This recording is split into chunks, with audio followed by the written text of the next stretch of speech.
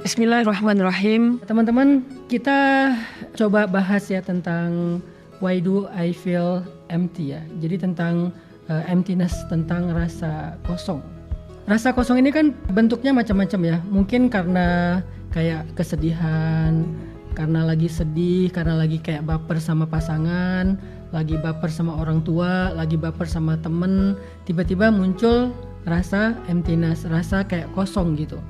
Atau misalnya karena kita lagi ngelamun, ngahulang ya.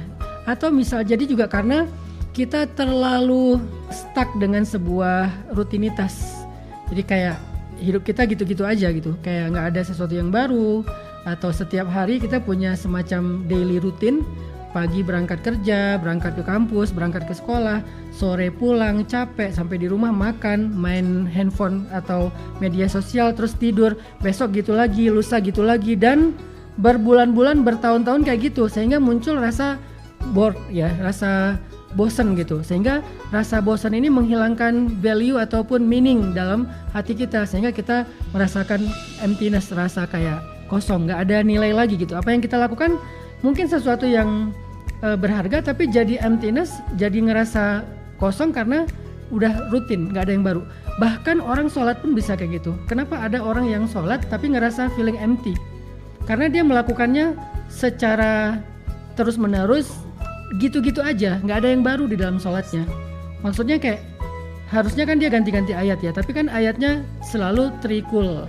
Kalau nggak Al-Ikhlas, Al-Falak, An-Nas, ya sesekali Al-Kafirun, sesekali Al-Kausar. Jadi kayak nggak ada yang baru dalam sholatnya. Coba sesekali dalam sholat tuh dia baca Al-Mulk, dia baca Ar-Rahman, tentunya dengan dihafal dulu sebelumnya. Atau dia baca surat lain yang pendek tapi juga baru gitu, kayak baca surat Al-Ma'un, atau dia sekedar baca Al-Asr, dia bisa baca Asy-Syams, atau surat apapun, ada yang baru.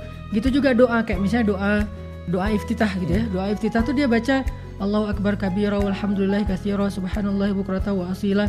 Sesekali dia baca Allahumma ba'id baini wa baina khotoya, dan seterusnya. Kayak ada yang baru sehingga dia nggak merasakan bored, nggak merasakan bosan, lalu muncul feeling empty. Begitu juga setelah selesai tahiyat, dia setelah selesai salam dia baca zikir apa, dia doa apa, jangan langsung bangkit dari tempat sholat. Memberikan sentuhan baru dalam sebuah rutinitas itu mungkin bisa jadi salah satu cara kita nggak muncul rasa bosan ya, sehingga nggak feeling empty. Jadi agak unik kalau orang dalam sholat pun masih feeling empty, jadi kayak ngerasa kosong, nggak ada apa-apa.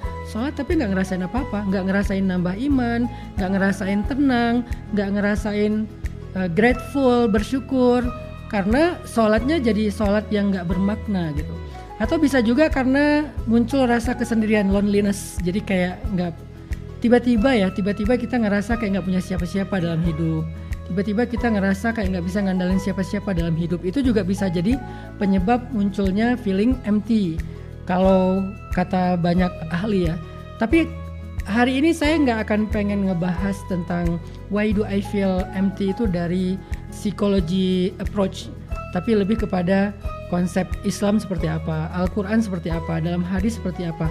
Dan pastinya relate banget dengan teori-teori psikologi ya. Cuman narasinya atau angle-nya adalah angle Al-Quran, angle kehidupan Nabi, karena Nabi adalah teladan yang paling baik. Jadi kalau kita pengen cari inspirasi tentang apapun dalam hidup kita, termasuk masalah feeling empty, kita bisa belajar dari Nabi. Nabi pernah bosan gak sih? Nabi pernah loneliness gak sih? Nabi tuh pernah melankolis gak sih? Nabi pernah confused gak sih? Bingung dengan arah tujuan hidup?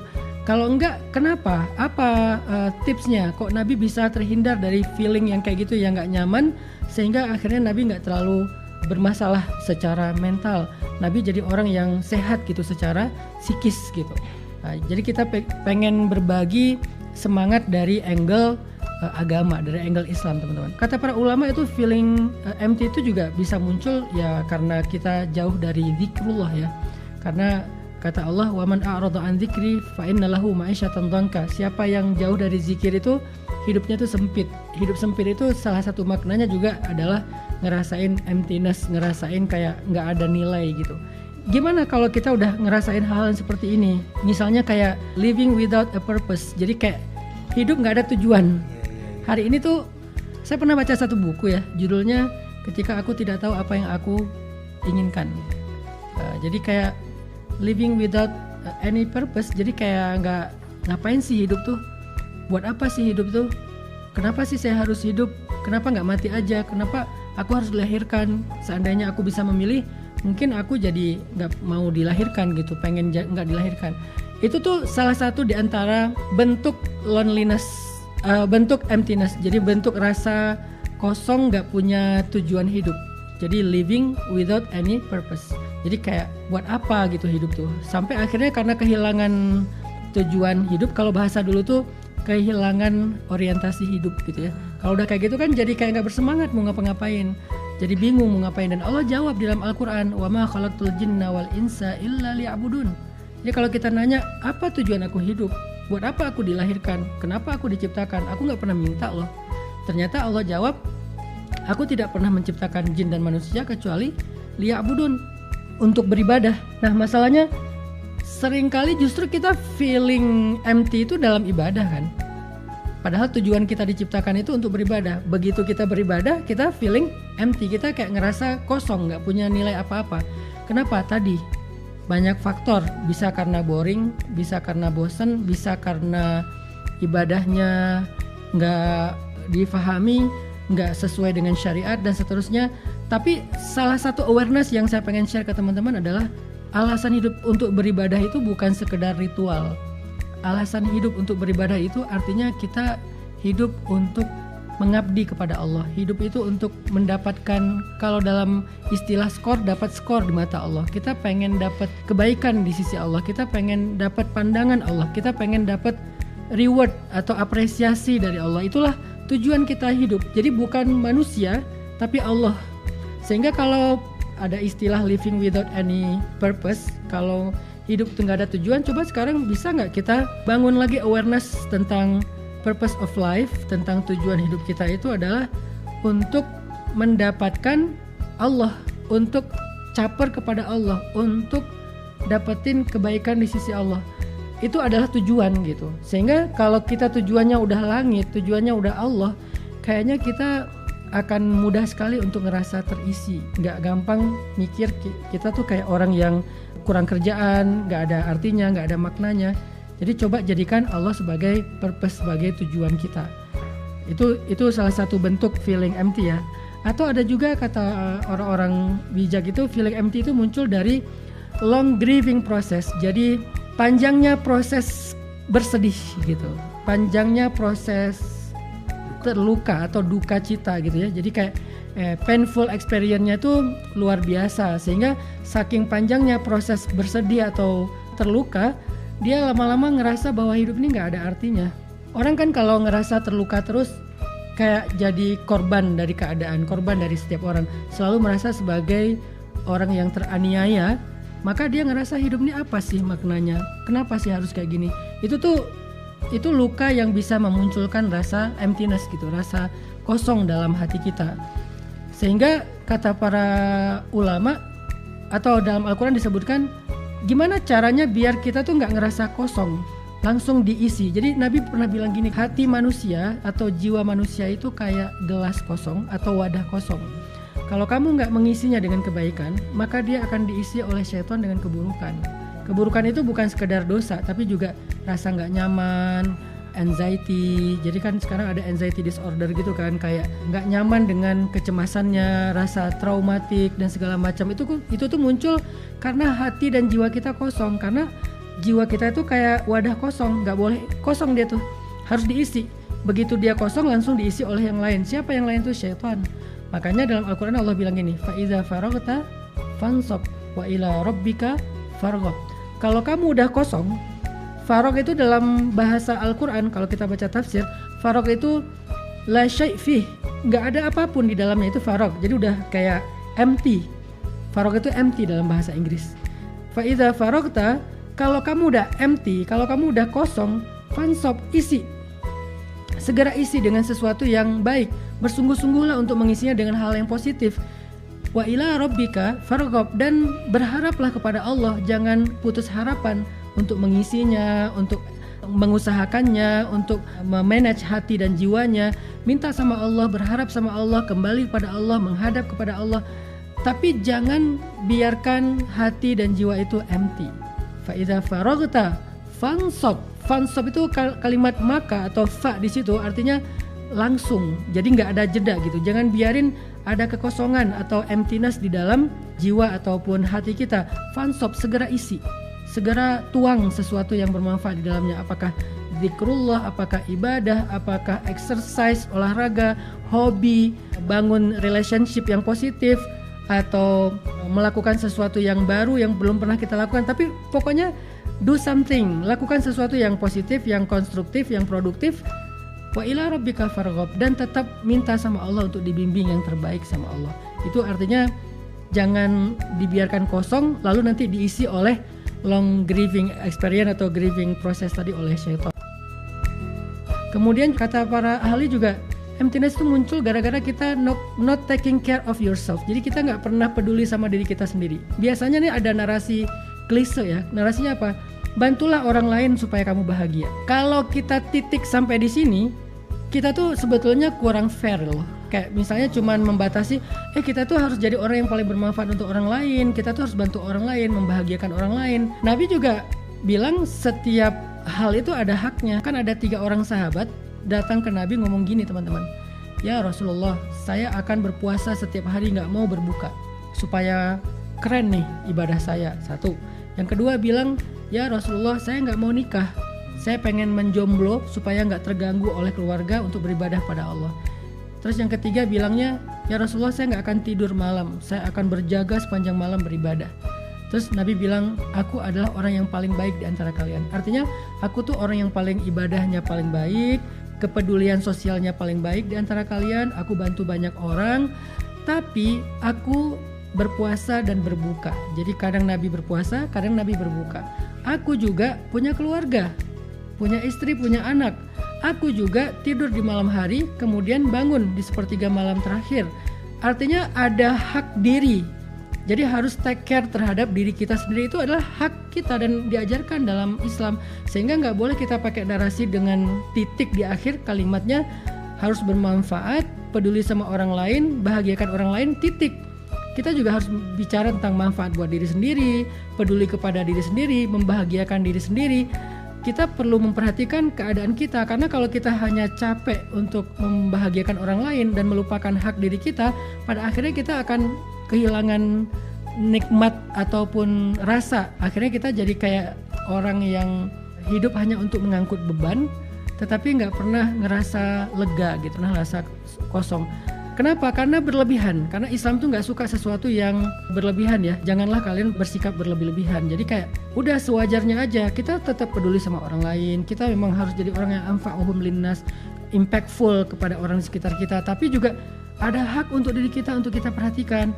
Nabi memperhatikan haknya, makanya dikasih waktu tidur, dikasih waktu istirahat, dikasih waktu keluarga, dikasih waktu ibadah, dikasih waktu ibadah itu kalau dalam bahasa psikologi modern tuh meditasi atau yoga kali ya.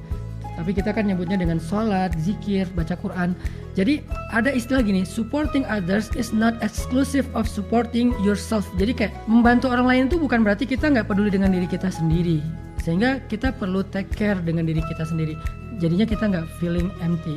Ada juga yang menganalisa bahwa feeling empty itu gara-gara kita nggak punya hubungan yang berkualitas dengan orang-orang lain. Kayak misalnya kita tuh nggak punya sahabat dekat. Jadi kayak mungkin kita punya followers banyak. Kadang-kadang feeling empty ini dirasain oleh seorang selebgram atau seleb TikTok atau apapun lah ya.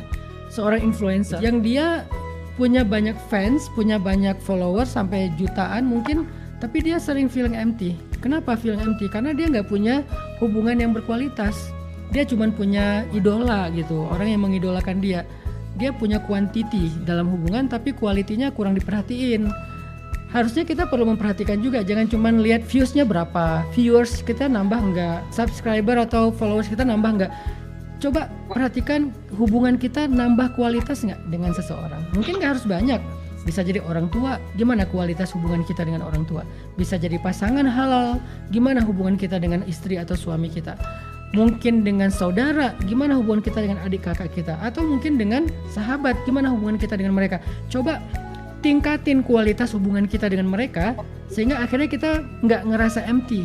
Ngerasa empty itu karena kita ngerasa dieluk-elukan, di like, di viral lah ya, tapi kita kayak nggak ada yang benar-benar peduli sama kita, nggak ada yang benar-benar ngerti dengan kita, nggak ada yang benar-benar support dengan kita. Ibaratnya seorang penyanyi, dia performance-nya bagus, sekali dia serak disorakin. Kalau dia bagus orang tepuk tangan, begitu serak sedikit disorakin, terus disuruh turun, dilemparin botol. Itu kan feeling empty kalau udah kayak gitu. Terus siapa yang kita butuh di situ? Orang yang benar-benar support system, yang walaupun kita belum jadi siapapun, dia support kita, dia dengar kita, dia koreksi kita, dia nasihati kita. Watawasobil haq watawasobil sob kalau dalam bahasa surat Al-Asr itu quality of relationship itu ada di saling mensupport dengan nasihat yang baik, mau'izatul hasanah dan seterusnya. Apalagi kalau kita menghabiskan sebagian besar waktu kita dalam sehari itu di sosial media ya. Efek yang kurang disukai oleh para psikolog itu adalah sosial media itu membuat kita kalau surfing ya, bukan posting atau kerja, lebih ke surfing. Surfing itu kayak scrolling, cari apa nggak jelas gitu yang kita cari. Akhirnya kita tuh muncul rasa membandingkan antara diri kita dengan orang lain, apalagi yang kita idolakan. Terus apa yang harus kita lakukan? Bangunlah hubungan yang berkualitas, walaupun dengan 1-2 orang aja, dan fokuslah dengan mereka. Sehingga Nabi bilang gini, tahadu tahabu, saling berhadiahlah kalian supaya kalian saling mencintai. Itu sebetulnya nasihat tentang positive relationship. Jadi kayak disuruh kasih hadiah sama teman supaya kita saling mencintai, semakin akrab. Kan enak hidup kayak gitu. Kayak zaman dulu sebelum ada gadget, kita tuh suka ngasih kado, ngasih hadiah, ngasih ucapan apa segala macam, naktirin temen makan, beliin temen jajan apa misalnya yang kita mampu. Itu meningkatkan kualitas dari relationship kita. Akhirnya kita jadi punya relationship yang positif, terhindar dari feeling empty gitu ya. Yang punya emotional intimacy, jadi kayak intimate banget hubungan kita dengan dia, yang support banget, yang dia jadi seorang active listener, yang dia dengerin kita, dia itu menjadi orang yang selalu peduli sama kita. Itu tuh harus dibangun. Jadi jangan cuman yang kita fokus tuh berapa viewers, berapa like, berapa komen, berapa subscriber, ya untuk kerja aja lah, tapi bukan untuk quality of life. Quality of life itu justru di relationship yang intimate tadi gitu. Tapi kita kayak nggak ada yang benar-benar peduli sama kita, nggak ada yang benar-benar ngerti dengan kita, nggak ada yang benar-benar support dengan kita. Ibaratnya seorang penyanyi, dia performance-nya bagus, sekali dia serak disorakin. Kalau dia bagus orang tepuk tangan, begitu serak sedikit disorakin, terus disuruh turun, dilemparin botol. Itu kan feeling empty kalau udah kayak gitu. Terus siapa yang kita butuh di situ? Orang yang benar-benar support system, yang walaupun kita belum jadi siapapun, dia support kita, dia dengar kita, dia koreksi kita, dia nasihati kita. Watawasobil haq watawasobil sob kalau dalam bahasa surat Al-Asr itu quality of relationship itu ada di saling mensupport dengan nasihat yang baik, mau'izatul hasanah dan seterusnya. Apalagi kalau kita menghabiskan sebagian besar waktu kita dalam sehari itu di sosial media ya. Efek yang kurang disukai oleh para psikolog itu adalah sosial media itu membuat kita kalau surfing ya, bukan posting atau kerja, lebih ke surfing. Surfing itu kayak scrolling, cari apa nggak jelas gitu yang kita cari. Akhirnya kita tuh muncul rasa membandingkan antara diri kita dengan orang lain, apalagi yang kita idolakan. Terus apa yang harus kita lakukan? Bangunlah hubungan yang berkualitas, walaupun dengan 1-2 orang aja, dan fokuslah dengan mereka. Sehingga Nabi bilang gini, tahadu tahabu, saling berhadiahlah kalian supaya kalian saling mencintai. Itu sebetulnya nasihat tentang positive relationship. Jadi kayak disuruh kasih hadiah sama teman supaya kita saling mencintai, semakin akrab.